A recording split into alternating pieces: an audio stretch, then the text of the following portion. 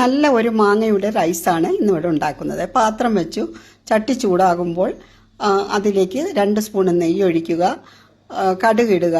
കടുകിട്ടതിന് ശേഷം ഉണക്കമുളക് ഇടുക. എന്നിട്ട് അതൊന്ന് നല്ലതുപോലെ ഒന്ന് ഇളക്കി കൊടുക്കുക. അപ്പോൾ കടുക് പൊട്ടി ഉണക്കമുളക് മൂത്ത് സവാള ഇടുക.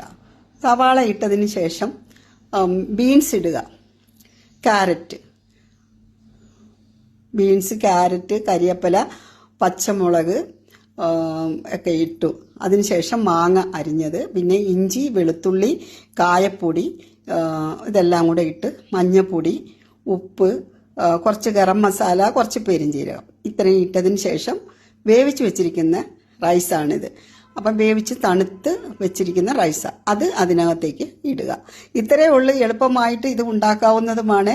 വേഗം തന്നെ നമുക്ക് ഭക്ഷണം കൊണ്ടുപോകുന്നതിന്, ടിഫിനിലാക്കി ജോലി സ്ഥലത്ത് കൊണ്ടുപോകുന്നതിനും നല്ല ഉപകാരപ്രദമായ ഒന്നാണ്. മാങ്ങാ സീസണിൽ ധാരാളമായി നമുക്ക് സുലഭമായി വേഗം തന്നെ ഉണ്ടാക്കാവുന്ന ഒരു റൈസ് കൂടിയാണ്. ഇതിൻ്റെ കൂടെ നമുക്ക് ചിക്കൻ ഫ്രൈയോ, ചിക്കൻ പിന്നെ കുഴമ്പ് രൂപത്തിലുള്ളതോ, ഫിഷ് ഫ്രൈയോ, ഫിഷ് കുഴമ്പ് രൂപത്തിലുള്ളതോ, പിന്നെ മുളക് അച്ചാറ്, ചമ്മന്തി, ഇങ്ങനെ എന്താ നമുക്ക് ഇഷ്ടമുള്ള കറികൾ നമുക്ക് ഇതിൻ്റെ കൂടെ ഒഴിക്കാത്ത രീതിയിലുള്ള കറികൾ ഇതിൻ്റെ കൂടെ നമുക്ക് ഉപയോഗിക്കാവുന്നതാണ്.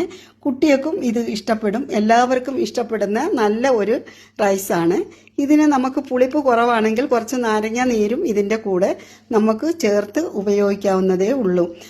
പിന്നെ നാരങ്ങ നീര് പുളിപ്പുണ്ടായാലും കുറച്ച് ഒഴിക്കാം, ഒരു 1/2 ടീസ്പൂണ് നാരങ്ങ നീര് ഒഴിക്കാവുന്നത്. എന്നിട്ട് നമ്മൾ ഇത് റെഡിയായി കഴിയുമ്പോൾ ഒരു പാത്രത്തിലേക്ക് മാറ്റി എടുക്കാവുന്നതേ ഉള്ളൂ. അടുത്ത ഒരു എപ്പിസോഡുമായിട്ട് വരുന്നത് വരെ ഓക്കെ, ഏവർക്കും ഇഷ്ടപ്പെട്ട് കാണുമെന്ന് വിചാരിക്കുന്നു. ബൈ.